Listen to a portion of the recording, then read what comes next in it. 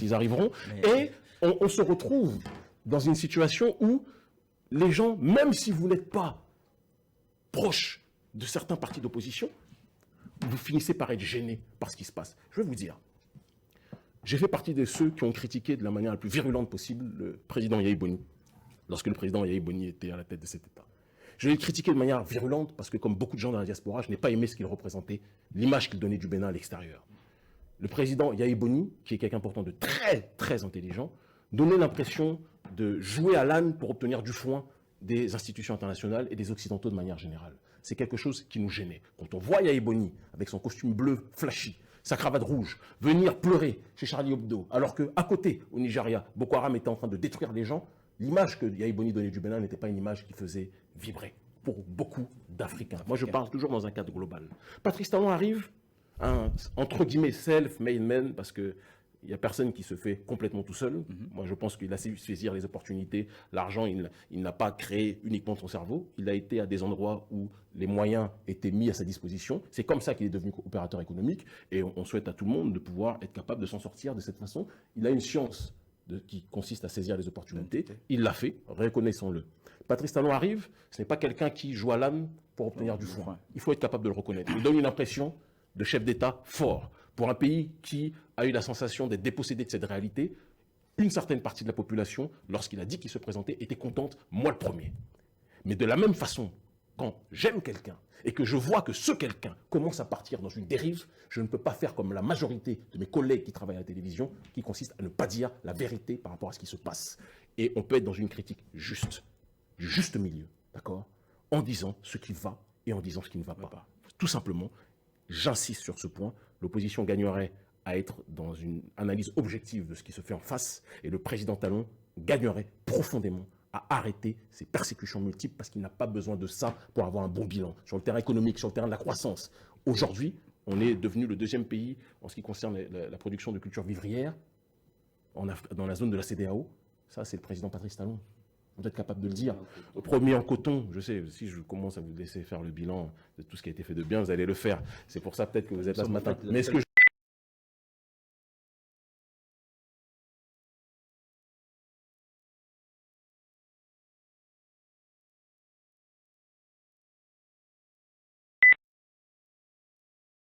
de la liberté d'expression et une mauvaise communication du président Talon qui, s'il avait encore, comme dans certains régimes autocratiques en Afrique centrale, que je connais très bien, puisque je visite beaucoup l'Afrique francophone, entre guillemets francophone, s'il avait cette attitude qui consiste à dire, écoutez, vous n'avez pas à nous imposer votre démocratie, on fait les choses comme on le veut, nous sommes ce que nous sommes des Africains, nous n'avons pas votre réalité, nous faisons ce que bon nous semble.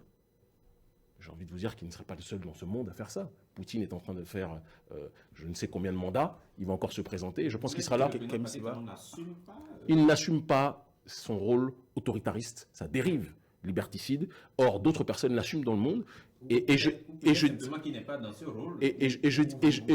dis oui, sauf que ceux qui sont à Misrete là penseront différemment de vous. S'ils nous regardent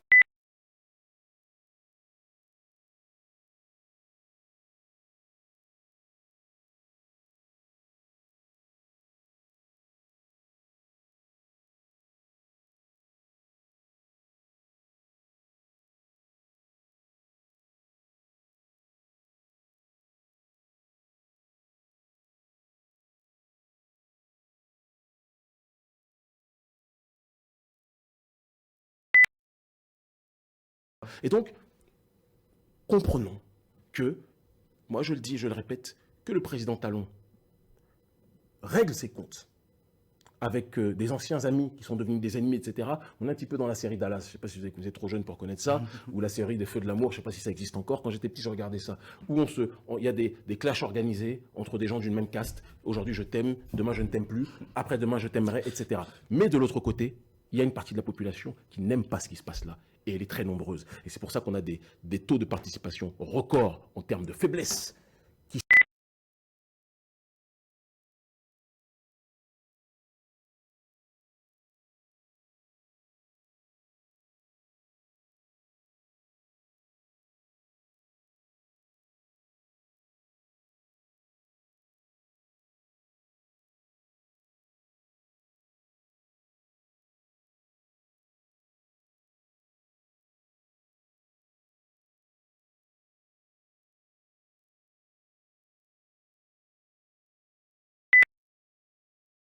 J'assume complètement de surcroît que le président Patrice Talon a un tel bilan économique, infrastructurel, de manière générale, qu'il n'a pas besoin de bafouer les règles élémentaires des droits des Africains. Je ne dis pas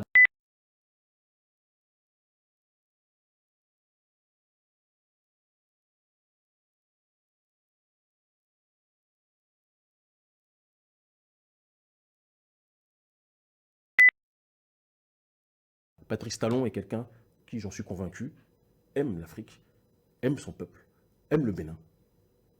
J'y arrive, j'ai dit aime le Bénin.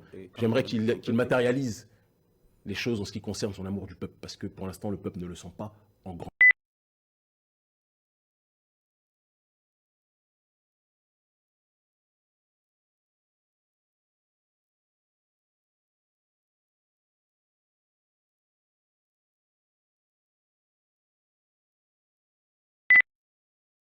Le président Talon a un bilan sur un certain nombre de points suffisamment intéressant, même si ça, là aussi, ça vaut matière à débat.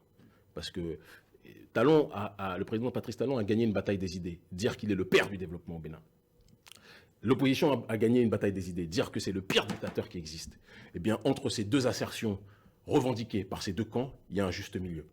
Le président Patrice Talon a continué un processus de réforme qui avait été engendré par l'opposition, ayant le courage de le dire. Sauf qu'on est dans un monde où les gens voient ceux qui sont à la fin de la réalisation, pas ceux qui en sont à la base. C'est comme ça, le monde est cruel. De l'autre côté, quand on dit le président Patrice Talon est le pire autocrate, etc., il y a beaucoup d'autocrates en Afrique. J'en sais quelque chose puisqu'ils me persécutent et me combattent. D'accord ? Je sais que le président Patrice Talon n'est pas non plus le pire, mais je sais que ce qu'il fait actuellement au Bénin dépasse les limites de l'acceptable. Et quand on aime son pays, le président Patrice Talon a l'âge d'être mon père. On doit être capable de dire, papa, ce qui se fait là ne va pas dans la bonne direction. Parce que quand il y aura l'erreur,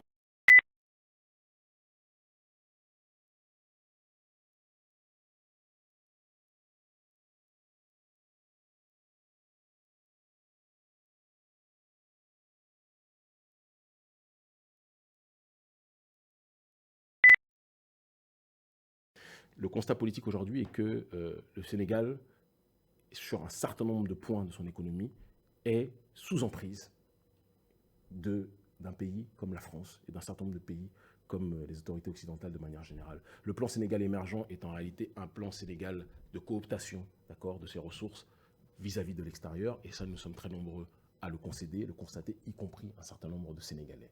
Et nous disons simplement que le but n'est pas de créer un nouveau département français, d'accord. Le Sénégal a été pendant très longtemps une des capitales de la France en Afrique, d'accord. Elle l'est encore aujourd'hui sous d'autres angles et d'une autre manière. Nous disons simplement que le Sénégal a des ressources. Ils ont le droit de profiter de leurs ressources pour pouvoir se développer eux-mêmes, et non pas que leurs ressources soient bradées à l'extérieur, que les dirigeants sénégalais s'enrichissent et que la population, elle, soit mise de côté et vive à certains endroits en dessous du seuil de pauvreté, comme aujourd'hui de très nombreux Sénégalais. Ce qu'un des vôtres a traité récemment de coronavirus, il s'agit de Guy Marius